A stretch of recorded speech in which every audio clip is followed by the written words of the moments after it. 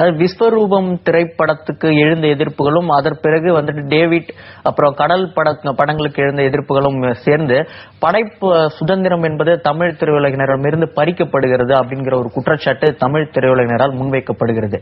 இது பற்றி உங்களுடைய கருத்து என்ன சார்?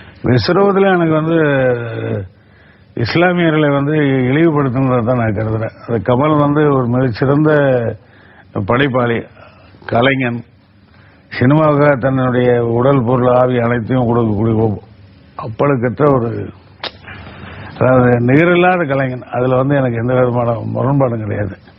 அவர் ஹாலிவுட் டெக்னாலஜி எல்லாம் கொண்டு இங்க போடட்டும், ஆனா ஹாலிவுட் அரசியல் இங்க கொண்டு வரணும். அமெரிக்கனுடைய அரசியல் அயோக்கியத்தனமான அரசியல், அந்த அரசியலை கொண்டு எங்க மேல திணிக்க வேண்டாங்கிறது.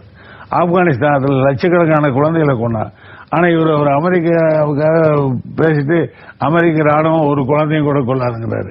இது எப்படி ஒரு வரலாற்றையே புரட்டுறதா இருக்கு. ஈரான் ஈராக் வாருக்கு பிறகு, ஆப்கானிஸ்தான் வாருக்கு பிறகு, தாலிபான்கள் அழிக்கப்பட்டதுக்கு பிறகு இஸ்லாமியர்கள் ஒட்டுமொத்த உலக சமூகத்திலிருந்து ஒதுக்கப்பட்டவர்களா இருக்காங்க.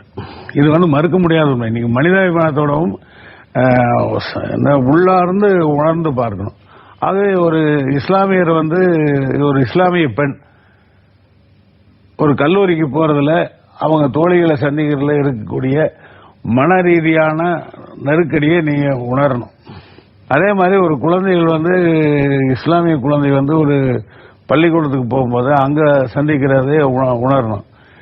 அரசு துறையில் வேலை செய்யற இஸ்லாமிய நண்பர்கள் மற்ற இவங்களை சந்திக்கும் போது ஏற்படுற மன நெருக்கடியை நீங்க யோசிக்கணும். இதெல்லாம் யோசிச்சுட்டு தான் நீங்க இதை ஒரு அரசியலா எடுக்கணுமே தவிர வெறும் சும்மா இந்த விஷுவல்ஸ்க்காக மட்டும் ஒரு சினிமா எடுக்கிறதுல எனக்கு உடன்பாடு கிடையாது.